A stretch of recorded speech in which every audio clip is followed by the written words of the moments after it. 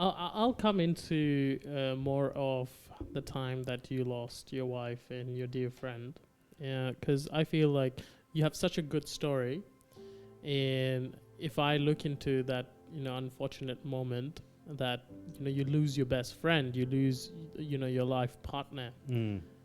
My relationship with God, I would question it. I know that she had to go at some point, but it's why have you left me alone without her? I would have rather gone with her.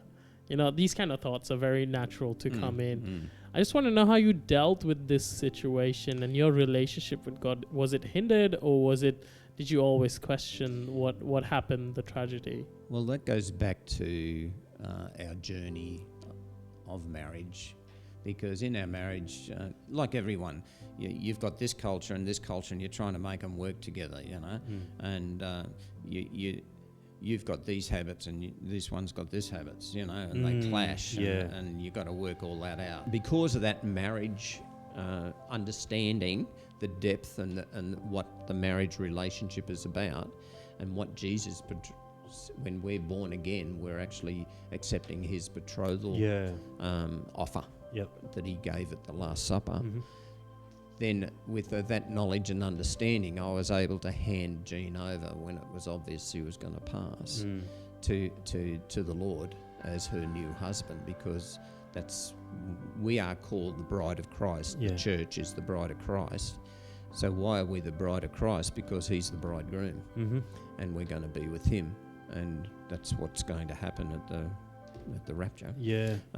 So I just said to Jean, when it was obvious 3 days before she passed, I just said to her, honey, with the marriage seminars, it's actually what we know from blood covenant and everything, that Jesus is our husband and you're going to go and be with him. So I thanked her for being my wife in the natural, and all the things that we'd grown and learnt together.